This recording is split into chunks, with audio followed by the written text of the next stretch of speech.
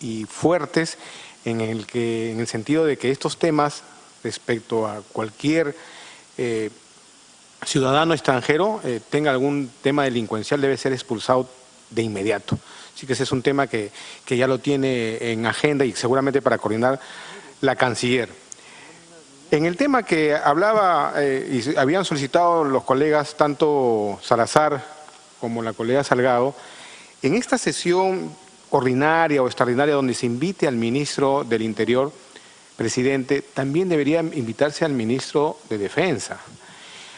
El que habla, el 14 de julio del 2017, envió 2 oficios, uno al ministro de ese entonces, Basombrío, y al ministro de Defensa de ese entonces, Nieto, para que nos explicara cuáles eran las coordinaciones que hacía tanto la Policía Nacional como las Fuerzas Armadas. ¿Por qué? Porque a una visita que hicimos al BRAE pudimos darnos cuenta que las Fuerzas Armadas contaban con equipos de navegación muy sofisticados para la vigilancia en los ríos, en el BRAE. Pero sin embargo, cuando llegó aquí a la comisión de trabajo que preside Octavio Salazar con respecto a inteligencia, el general Richard Subiaute, el general Lavalle y el general Loaiza Arrieta nos mostraban unos videos, presidente, en donde las avionetas aterrizaban, cargaban cerca de 300 a 350 kilos de droga y estas unidades que contaba la policía no los podían capturar porque eran deficientes, obsoletas, eran toda una tontería lo que tenía. Y ahí donde, gracias a la visita que realizamos en su oportunidad cuando era presidenta Luciana, habíamos notado pues que la Fuerza Armada sí cuenta con instrumentos como para poder cumplir con la labor. Entonces nos hemos dado cuenta que no hay una coordinación. Lo que existe, presidente, es que no hay una coordinación entre los mismos ministerios. Y nosotros, lejos de criticar, debemos ayudarlos, como se ha hecho desde el 14 de julio, a que comiencen a integrarse y hacer un trabajo en conjunto para lucha contra la droga. Ese es uno. Segundo, presidente, con usted he querido hacer algún tema de trabajo para que la Premier y el ministro de Defensa también nos explique qué pasa. Nosotros no controlamos los cielos en el BRAE y en el Perú. Y una de las reacciones y molestias de la Cancillería boliviana, del gobierno boliviano, es que a nosotros se nos pasea el alma respecto al tema de trata de personas. ¿Cómo es posible que un adolescente, una niña, pase de la frontera del Ecuador y termine en Puno, en Juliaca, Madre de Dios? ¿Y sabe por qué? Fácil. Porque en todas estas reuniones pasa piola el general jefe de carreteras o el ministro del Interior. O sea, el Ministerio del Interior tiene un área de investigación respecto al trata de personas, pero es una isla, porque no coordina con nadie. Mientras que la Policía de Carreteras no hace su labor.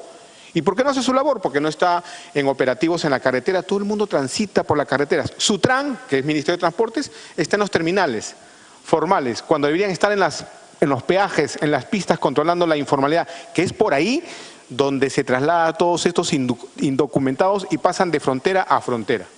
Entonces, hay un tema, presidente, que involucra a varios sectores para un mismo tema. Trata de personas, lucha contra las drogas y todo esto que nos está afectando. Y como bien lo dijo el colega Cheput, existe una cantidad bastante fuerte de migrantes en Colombia, de venezolanos, y estos van a comenzar a llegar a nuestro país. Ya están en la Patagonia. Entonces ya debemos nosotros ayudarlos a que se articulen entre los sectores para que puedan hacer una labor que nosotros venimos observando y llamándoles atención con la única finalidad que hagan un buen trabajo. Gracias, presidente. Gracias, congresista Segura. Bueno, cerramos la agenda de el tema va a ser invitar al ministro del Interior, al director general de la Policía. A la canciller la citaremos solamente cuando tratemos el tema migratorio. Yo quisiera hacer la propuesta y la coordinamos, ¿ya? Yo creo que se hace a veces un poco complicado que el ministro de Defensa y el Interior puedan hacer que concurra a su agenda. Entonces, como sí, así era en la legislatura pasada y por eso que 2 o 3 veces se frustró la sesión. Entonces, veamos la realidad. El tema de Sendero, el tema del BRAE, el tema de los bancos no es un tema del Ministerio de Defensa, es un tema de Interior, es de la policía. Entonces, también hay que ver las agendas de los ministros para no tenerlos acá. Mira, estamos Sendero, sí. Yo creo que, presidente, que hay que romper ciertos paradigmas. El tema de la seguridad ciudadana, seguridad ciudadana nace del narcotráfico. Y hay un problema de articulación. Y nosotros creo que en esta comisión estamos llanos a apoyar al gobierno, a las instituciones, a los ministerios, para que hagan una buena labor. Y nosotros podemos hacer una comisión ordinaria o una comisión extraordinaria, presidente. Gino Costa. Gracias, presidente. Saludando a los colegas miembros de la comisión. Solo para sumar algunos temas adicionales en la agenda, si es posible. Me gustaría que se le pueda pedir al ministro también que nos informe sobre cómo van los megaoperativos, que es una estrategia que ha venido funcionando bien el último año y medio, donde a través de la inteligencia se identifican organizaciones criminales y eso ha ayudado a desarticular una centena de ellas. Y ha sido una estrategia, como digo, con resultados positivos. No hemos escuchado de esto en los últimos 2 o 3 meses, sería bueno saber si eso se está reevaluando, en fin.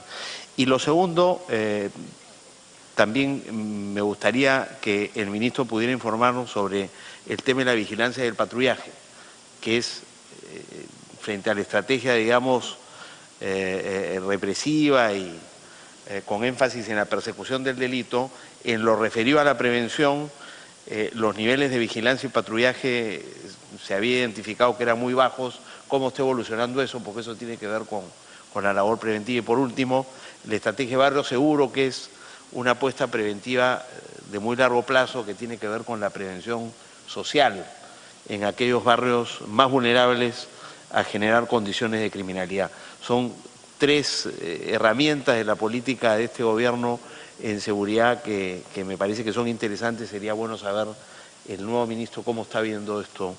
Gracias, presidente. A ver, vamos a modelar la agenda para hacer más expeditiva la reunión con el ministro, o sea, que no venga a hacer una exposición de su presupuesto, eso que lo tenemos nosotros acá. Los temas muy puntuales, que se lo vamos a poner en el oficio, es el tema de inteligencia, el tema del terrorismo acá urbano, lo que ha planteado Octavio Salazar, y luego el tema del BRAE, del que ha hablado la congresista Alcorta, el tema de los bancos también, ha expresado Luz Salgado, el tema de la trata de personas, el tema de migraciones, y todo lo vamos a poner en el oficio para que ya no vengan informados y puedan explicarle a la representación parlamentaria.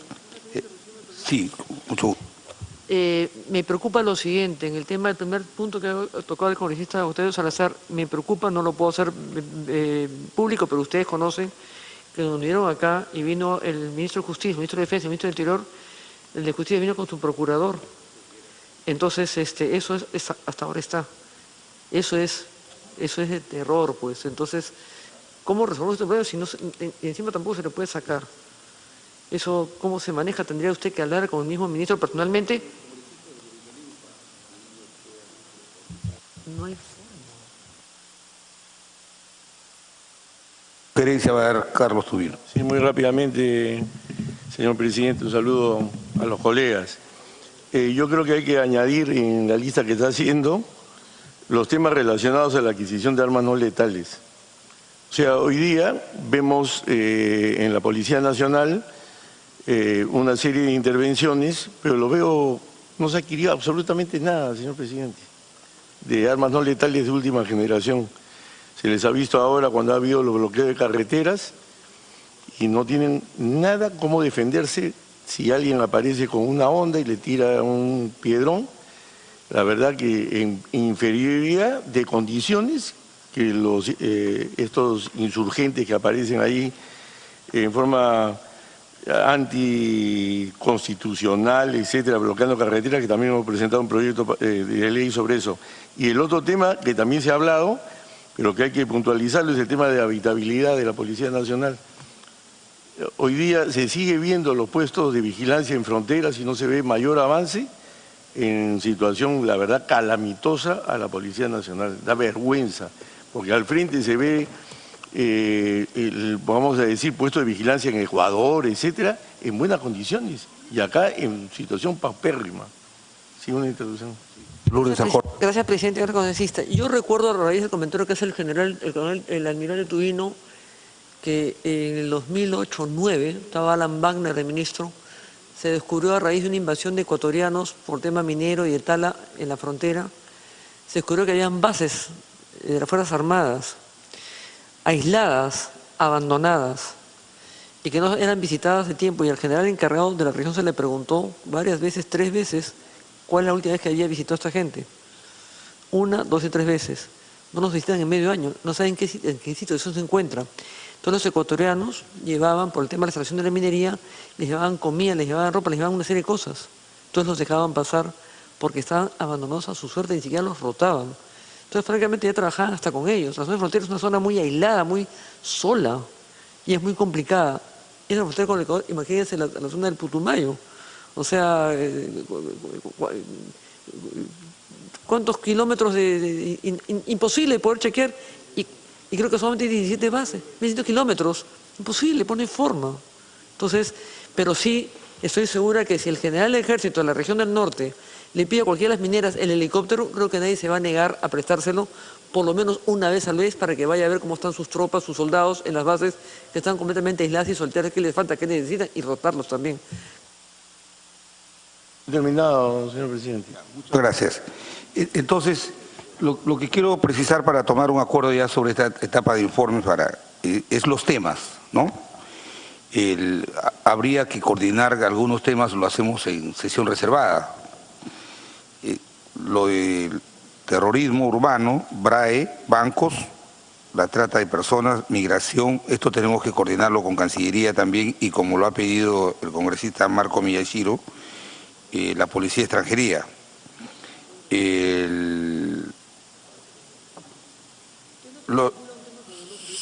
Sobre mega operativos. Es como es un tema migratorio, el congresista Miyashiro cree conveniente que debe venir también la Policía Extranjería, que tiene, por el tema de algunas personas que están vinculadas a delitos.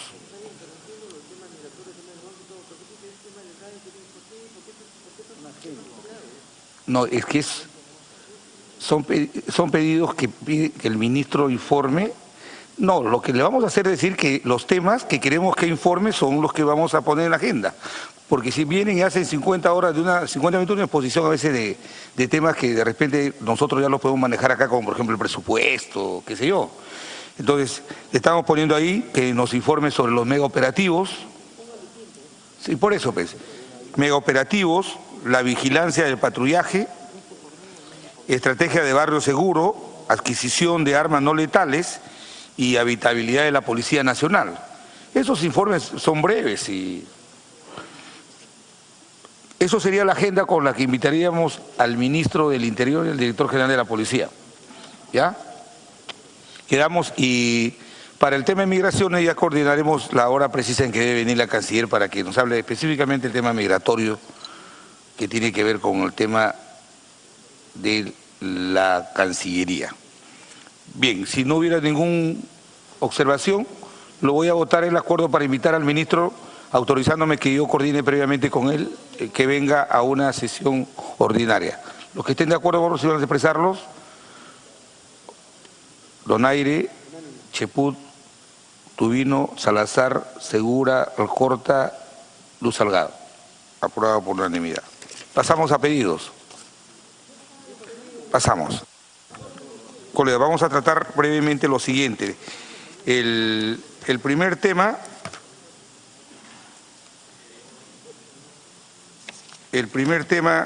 señores congresistas, hay una propuesta de un acuerdo que necesito la autorización de ustedes, si tienen a bien, si no también lo entenderé, nosotros insistimos, el proyecto de ley que aplicó la equivalencia a las pensiones de nuestros hermanos cesantes de la policía y de las Fuerzas Armadas, el gobierno dictó en fines de febrero el decreto supremo que pone en marcha el proceso de establecer las equivalencias. Tengo entendido que ya este mes han pagado en algunos institutos armados y si no en la policía también, pero han planteado una acción de inconstitucionalidad en el Tribunal Constitucional. Entonces, por dos razones, quiero ser sincero con ustedes. Yo ofrecí a los pensionistas que yo podía apoyar esto en el Tribunal Constitucional y el reglamento permite que el abogado técnico del Congreso pueda hacer la defensa técnica y nosotros también podamos acompañar, como ha hecho Johnny Lescano en el tema de las bancadas. Pero la referencia que quiero hacer es el planteamiento de la abstención por decoro que deben tener 4 miembros del Tribunal Constitucional. Y quiero expresarlo con el mayor respeto. Cuando los 4 miembros del tribunal han modificado una sentencia que tenía autoridad de cosa juzgada, que no voy a discutir el fondo porque eso ya lo hemos discutido en la subcomisión, es evidente que esta decisión tiene que ver con afectar a los miembros de la Marina que están siendo procesados. Pero lo que justifica el argumento por el cual le planteo el tema de la abstención por decoro es que tanto es así que estos 4 miembros están parcializados que cuando se les ha iniciado el proceso de acusación constitucional, lejos de ir ellos directa y autónomamente a la Corte, han utilizado a las víctimas de Durán Ugarte para a través de ellos pedir supervisión de medidas provisionales y sacar una resolución que pretende impedir el procedimiento de acusación constitucional. Si a esto el Código Procesal Civil y el Código Procesal Constitucional establecen que la etapa previa a pedir una abstención a los magistrados es la abstención por decoro. Yo creo que ellos tienen un proceso en curso que tiene que ver justamente con nuestros institutos armados. Termino de hacerme y voy a abrir el uso de la palabra para... Entonces, yo no quiero decir que son enemigos, pero ya tienen una opinión parcial del tema. Y segundo es que, repito, ellos no han utilizado la vía, de defenderse acá, no nos hemos pronunciado todavía en forma definitiva, pero ellos han utilizado a una de las partes en el proceso para sacar una resolución. En esas condiciones, el principio de imparcialidad está en tela de juicio. Y el artículo 305 del Código Procesal Civil es muy claro cuando establece cuáles son las causales de abstención. Una de ellas es que tengan un procedimiento en curso con una de las partes, y lo tienen con nosotros, porque la acción de inconstitucionalidad que ha planteado el gobierno es contra el Congreso de la República, para poder dejarse en efecto en parte la ley que nosotros hemos insistido y hemos aprobado. Como es mi trabajo y siempre ha sido mi línea de trabajo cuidar que haya una adecuada defensa, de repente el tribunal nos da la razón o no nos da la razón, pero lo que hay que tener es serlo en cuidar que lo que hemos aprobado acá, dar los argumentos allá y ya dejar en manos del tribunal que se pronuncie. Pero repito, hay causales objetivas que ponen en tela de juicio la imparcialidad de los 4 miembros del Tribunal Constitucional. El doctor Landa ha dicho que esta es una propuesta inconstitucional porque el artículo 139, inciso 3 de la Constitución, dice que los jueces tienen autonomía e independencia, los jueces, pero si ese artículo 139 lo está interpretando como si fueran los jueces ordinarios y lo extiende a los jueces del Tribunal Constitucional. Yo también tomo ese artículo del 139 para decir que ellos tienen que ser imparciales y aplicarles las mismas normas que supletoriamente ellos están invocando. Entonces, la idea es que nosotros, en la Comisión de Defensa que hemos sacado esta norma que ya está en marcha, el gobierno tiene su legítimo derecho de haberlo planteado. Pero fíjense ustedes, y lo digo con absoluta transparencia, yo hablé con la primera ministra y le dije, si ya van a pagar, Ustedes tienen 6 años para impugnar la ley. ¿Por qué no lo hacen antes de irse y también cuando se vayan estos miembros del tribunal? 6 años tiene para haber interpuesto la acción de inconstitucionalidad si no estaban de acuerdo con todo en parte de la ley. Pero lo han hecho el mismo día que han autorizado el pago. No entiendo de verdad el gobierno, cuando ha hecho un gran esfuerzo de reconocer este tema de la equivalencia. Dicen que no tenemos, el argumento es que no tenemos el Parlamento para crear o aumentar gastos. No, ese es un gravísimo error. Nosotros no hemos hecho, no hemos creado, no estamos creando un gasto, lo que hemos hecho es corregir constitucionalmente. La Constitución dice que todos los pensionistas, militares y policías tienen que ganar equivalentemente. Lo que hizo el señor Humala con el decreto legislativo 1133 es que a partir del 10 de diciembre del 2012 para adelante, los pensionistas ganan una pensión que se llama consolidada, que era diferente a los de atrás. Y lo que hemos hecho es decir, no, eso es inconstitucional. Entonces, todas las decisiones tienen un impacto económico cuando uno promueve condiciones de igualdad. Si uno ve que hay algo desigual, eso tiene un impacto. Pero no estamos creando gasto. El que lo creó y lo diferenció fue el que generó el error. Este Parlamento tiene la facultad de eso. Entonces, en función de eso, solamente en vía de previsión, y que lo voy a hacer mientras yo presida esta comisión, yo creo que debemos, con el mayor respeto bien fundamentado, plantear la abstención por decoro de los 4 miembros del Tribunal Constitucional, porque no hay apuro de que se resuelva rápido. Y ese expediente ya está corriendo. Y segundo, lo que yo pido es que no quisiera que, como yo me comprometí, quisiera ir al tribunal a sustentar la posición que hemos tenido acá, paralela a la posición técnica que tenga el abogado o el procurador del Congreso de la República. Y lo digo por la experiencia que tengo. A veces nuestros procuradores no toman las cosas con la convicción de quienes hemos discutido los temas. Entonces, esa era la razón por la que hacía esta propuesta. Es absolutamente constitucional. El argumento que supuestamente dan los que cuestionan este proyecto de informe es justamente el que tomamos nosotros. Dicen, la Constitución lo prohíbe. Mentira. No hace ninguna prescripción con relación a los miembros del Tribunal Constitucional. Se están prendiendo de los principios de la Administración de Justicia Ordinaria. Si eso es así, también nosotros lo tomamos para eso. Ojalá que ellos lo hagan de mutuo propio. Vamos a plantear la abstención por decoro, no recusación.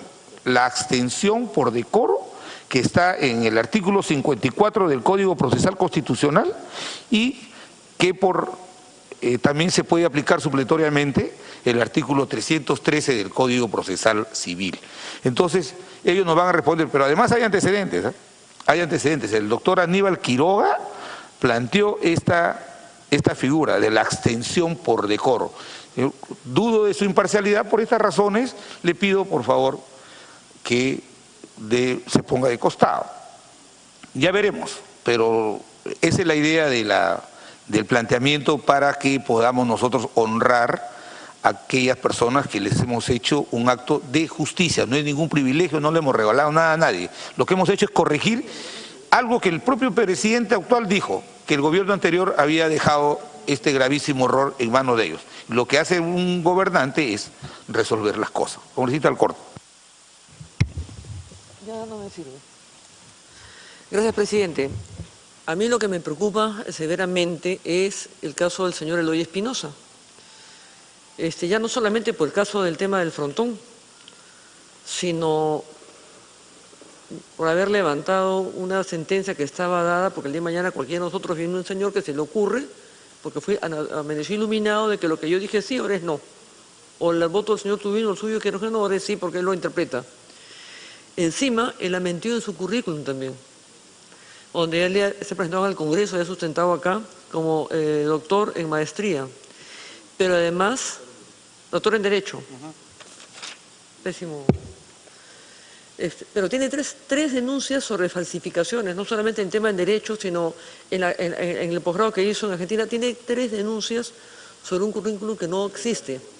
Y por otro lado, y por último, presidente, él ha mandado bien superficialmente, bien solapadamente una corrección de su currículum, donde después de haber mentido lo quiere aclarar creyendo que este es el legal, lo demás queda desaparecido, inexistente.